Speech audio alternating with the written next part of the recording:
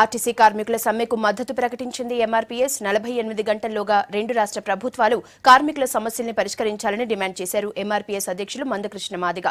లేకుంటే ఆర్టీసీ కార్మికుల తరపున ఎంఆర్పీఎస్ పోరాటం చేస్తుందని అన్నారు. రాష్ట్ర కేబినెట్లో మహిళలకి ప్రాతినిధ్యం లేకపోవడం వారిని అవమానించినట్లే అన్నారు మందకృష్ణ. దళితులకు 3 ఎకరాల భూ పంపిణీ విషయాన్ని సీఎం కేసీఆర్ మరిచిపోయారని విమర్శించారు. మహిళా దళిత సమస్యలపై ఎంఆర్పీఎస్ ఆధ్వర్యంలో సీఎం ఇంటిని ముట్టడిస్తామని అన్నారు. ప్రభుత్వ రంగంలో విలీనం చేయాలి, ప్రభుత్వ ఉద్యోగాలకు సమానమైన వేతనం వాళ్ళకు కల్పించాలని చెప్పి డిమాండ్ చేస్తున్నాం. ఈ విషయంలో 48 గంటల్లో ఇరు రాష్ట్రాల ముఖ్యమంత్రులు చొరవ తీసుకొని సమస్యను పరిష్కరించి ప్రజలకు ఇబ్బంది లేకుండా చూడాలి.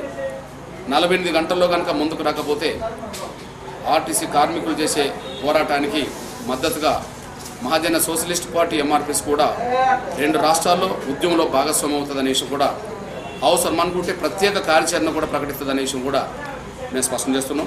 న్యాయమైన డిమాండ్లను పరిష్కరించాల్సిన ఇరు రాష్ట్రాల ముఖ్యమంత్రులు వాళ్ళ ఉద్యమాలని అణగదొక్కడానికి ప్రయత్నం చేస్తున్నారు. 2 నెలల పాటు 119 నియోజకవర్గాల్లో మాదిగల ధర్మయుద్ధ యాత్రల పేరుతో సభలు సదస్సులు నిర్వహించబోతున్నాం. ఆగస్టు 12వ తారీఖు నాడు ఇందిరా పార్క్ నుంచి కేసీఆర్ ఇంటి వైపు మాదిగల ధర్మయుద్ధ యాత్ర కొనసాగిస్తామనే విషయం కూడా స్పష్టం చేస్తున్నాం.